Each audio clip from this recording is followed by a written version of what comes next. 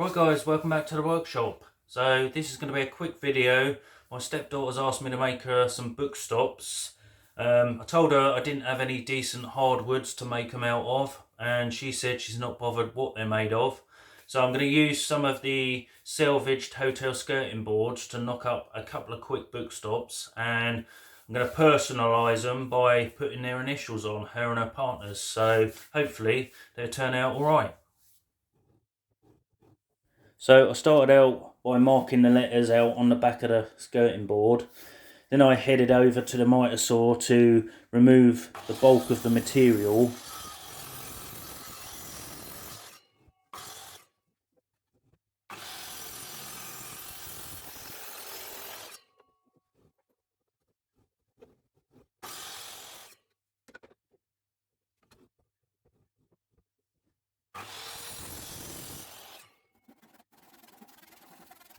Then to cut out the lower part of the A, I'm using the new 8-pound pull saw from Lidl, which is surprisingly good quality for the price.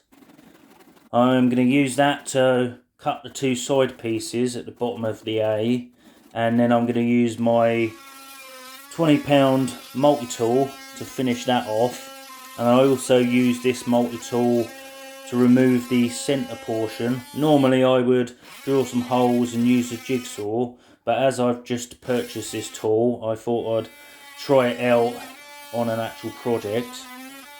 Did take me a little while, but the tool is actually surprisingly good for the money.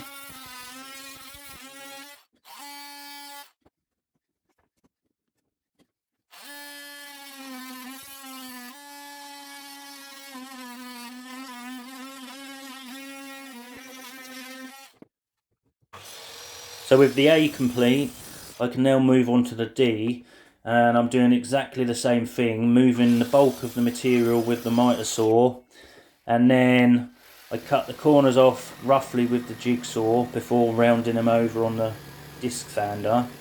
And then for the centre part, I just drilled some holes and used my 19-pound jigsaw, also from Lidl. I should be sponsored by these, I think. To cut out the rest of the D. Bearing in mind this material is about 32mm thick, this cheap jigsaw actually went through it fairly easily.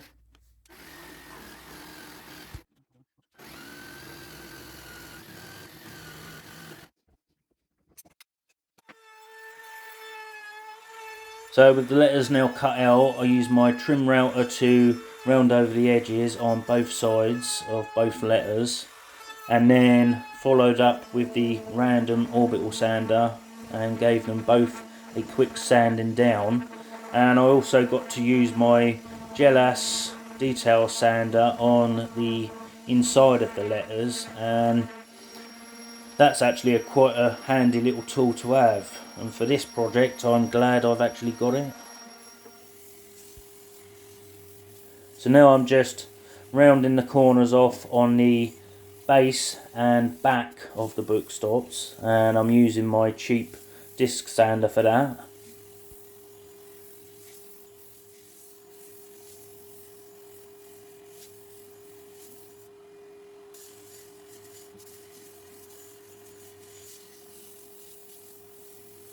Well, as usual, I've messed it up. So this is the back piece, this is supposed to be the bottom piece, and they're meant to go on like they're going to be sat like that, but can you see where I've gone wrong? I've only gone and rounded the wrong corner off. It's meant to go that way round, but instead I've rounded the narrow end. Can I get anything right? So with two new base parts cut out, I then went on to sanding the pieces, and I think this is the back section I'm sanding at the moment. So to make assembly a little bit easier, I clamped the pieces together on the edge of the bench before drilling some pilot holes and driving in some 70mm screws.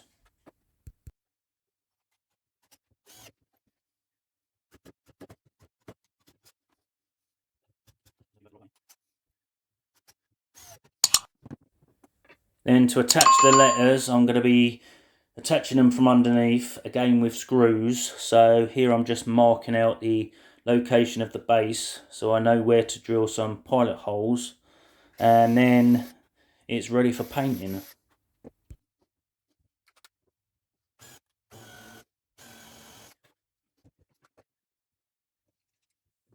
Here I'm just clamping the letter in place so I can actually drill the pilot holes in the bottom of the letter itself.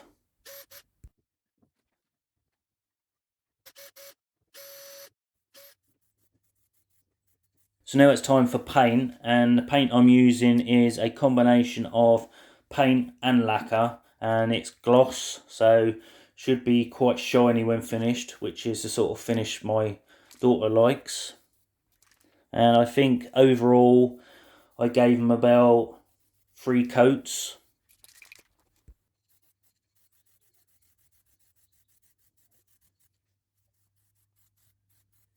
For the letters I'm using the same paint but obviously a different colour.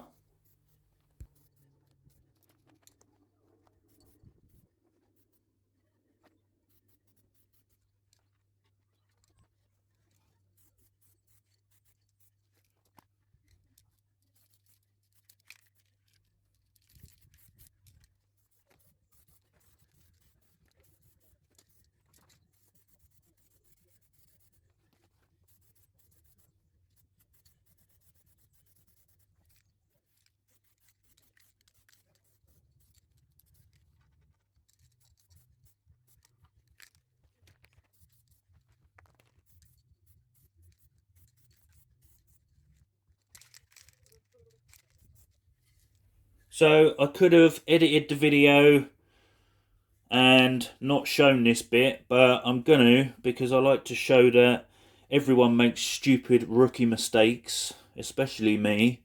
So when I designed these, I was going to leave the back edge square and the bottom edge square and just round over the top part of the base and the front edge of the back, but like an idiot I fitted it the wrong way round, so the round over is actually on the back edge and at the bottom.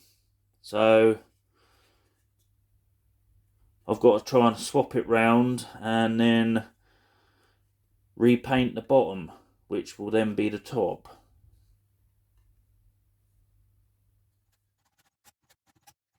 So after rectifying my mistakes and swapping the pieces round the right way and painting the correct side, I could then attach the letters, and these had been drying for about 3 days, so shouldn't have a problem with the paint still being wet.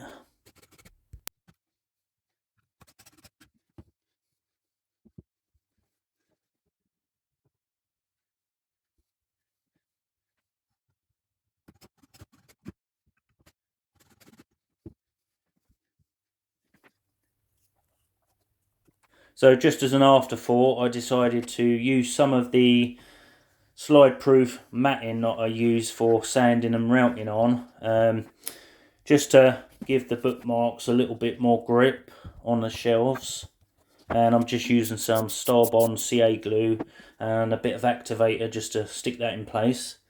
And that is that. A couple of real simple book stops. They're not perfect, but my daughter was over the moon with them, as was her partner, and she can now stand her books up.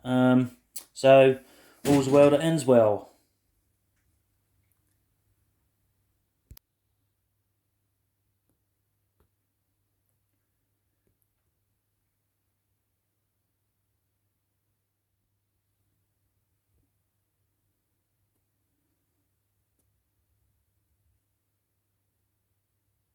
Right, well I hope you enjoyed that one, guys. As always, thanks for watching. If you're not yet subscribed, then please consider subscribing. And don't forget, you can also follow me on Instagram now. So until the next video, stay safe and you'll see me in the next one. Cheers for watching.